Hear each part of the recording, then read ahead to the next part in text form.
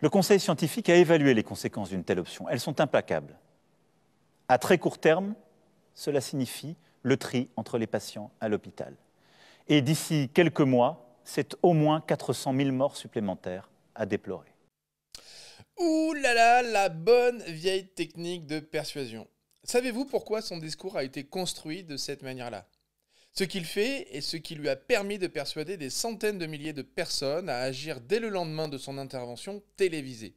Et surtout, n'oublie pas de télécharger ton kit gratuit de démarrage pour devenir un maître de la persuasion ou réussir à te prémunir de toutes ces techniques. Tu trouveras le lien pour télécharger ce kit sous cette vidéo. Si vous êtes un entrepreneur, un leader, un coach, un closer, un manager, si vous désirez au plus profond de vous devenir un meilleur communicant et maîtriser l'art de la persuasion, eh bien ça tombe bien parce que c'est exactement ce que nous allons voir pendant ces quelques minutes. Restez très attentifs parce que ça va aller très vite. Salut, je suis Franck Marchex, bienvenue dans cette vidéo. Je suis très heureux de vous retrouver pour vous aider à devenir un maître de la persuasion. La première chose selon moi que tout apprenti à la maîtrise de la persuasion devrait connaître, c'est que l'esprit humain est avant tout émotionnel. Le virus circule en France à une vitesse que même les prévisions les plus pessimistes n'avaient pas anticipée. Il n'est logique que dans un second processus. Le nombre de contaminations rapportées à la population a doublé en moins de 2 semaines. N'importe quelle personne qui a un cerveau en état de marche normal fonctionne d'abord de manière émotionnelle, puis ensuite de manière logique.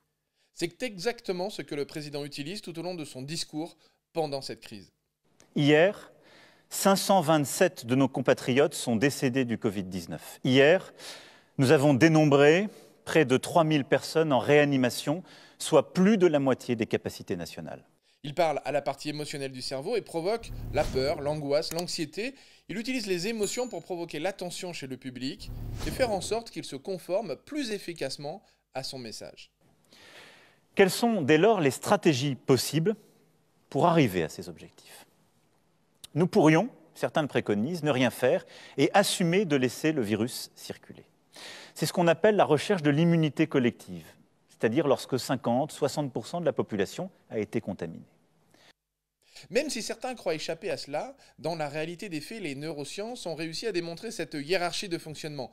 Les humains sont des créatures émotionnelles. Nos décisions, nos attitudes, nos comportements, nos actions sont créées à partir de nos émotions. Même les décisions qui nous semblent les plus logiques naissent d'abord d'une émotion. Imaginez, ne pas marcher au milieu d'une autoroute paraît une décision logique, mais en réalité, c'est la peur du risque qui détermine cette décision en premier lieu. Depuis le temps que je pratique, j'ai eu des milliers de clients sceptiques qui affirment ne pas écouter leurs émotions et qui croient prendre des décisions uniquement logiques. En fait, le problème en réalité n'est pas là. Ce n'est pas de quoi ils sont conscients et l'impression qu'ils ont consciemment de leur décision qui est intéressante. Je vous le répète, une émotion est toujours à l'origine d'une décision. Même un sceptique ou un cartésien qui veut tout contrôler, tout vérifier, tout remettre en question réagit à une émotion d'abord. Et souvent, c'est celle de la peur. La peur de ne pas se faire entourlouper, la peur de ne pas se tromper. Donc, souvenez-vous, les gens sont d'abord émotionnels et seulement après font appel à la logique. Même si, très concrètement, cela se produit tellement vite dans le cerveau, en fait, on ne peut pas très bien s'en rendre compte à cause de cette vitesse. Alors, comment pouvez-vous vous en servir pour être plus persuasif dès demain? Alors, comme ce cher président, si vous voulez vraiment persuader les gens, si vous voulez devenir plus influent, plus efficace, vous devez vous interroger sur la meilleure manière de toucher les gens émotionnellement. C'est simple. Sans jamais perdre de vue un principe intangible, pour nous, rien n'est plus important que la vie humaine. Plus vous allez toucher les gens émotionnellement, plus vous augmentez votre potentiel d'influence auprès d'eux. Ils seront plus susceptibles d'être d'accord avec vous et en définitive de se conformer à vous et à votre message. Le Conseil scientifique a évalué les conséquences d'une telle option. Elles sont implacables. À très court terme, cela signifie le tri entre les patients à l'hôpital. Et d'ici quelques mois, c'est au moins 400 000 morts supplémentaires à déplorer. Et donc, d'être persuadé par vous. Pour réussir, je vous conseille 3 étapes. La première, c'est vous demander vraiment quelles sont les émotions que vous voulez créer chez vos interlocuteurs. La deuxième, c'est d'identifier très clairement votre message pur, le cœur de votre message, et ensuite de faire coïncider votre message avec les émotions que vous voulez créer chez vos interlocuteurs. Le virus circule en France à une vitesse que même les prévisions les plus pessimistes n'avaient pas anticipées. Malheureusement, les neurosciences ont aussi démontré que les émotions les plus efficaces ne sont pas forcément la joie et le plaisir. Ça, ce président l'a très bien compris.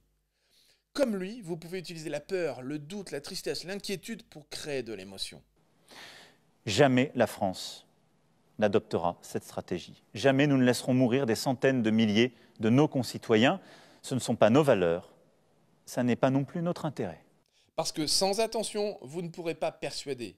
Ensuite, la troisième étape que vous pouvez faire pour rendre votre message encore plus émotionnel, c'est d'utiliser des histoires, des métaphores, des anecdotes, des analogies.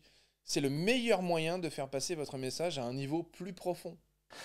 Elle se révèle toutefois insuffisante pour endiguer une vague qui aujourd'hui touche toute l'Europe. Le cerveau humain est câblé pour accrocher et retenir les informations quand elles sont délivrées dans des histoires. Notre cerveau, en fait, retient 22 fois mieux les informations quand elles sont distribuées dans des histoires que lorsqu'elles sont simplement données comme ça de manière factuelle. Alors, profitez de ce câblage neuronal. Les cerveaux humains sont conçus pour adorer les histoires. Vous constaterez par vous-même à quel point cela vous rend plus persuasif, plus influent. C'est comme ça que vous développerez votre capacité à être persuasif. Concevez des histoires dans lesquelles se cachent vos messages les plus importants. Et puis surtout, amusez-vous, expérimentez et partagez dans les commentaires les questions et les résultats que vous constaterez. Je vous dis à très vite dans la prochaine vidéo. Ciao.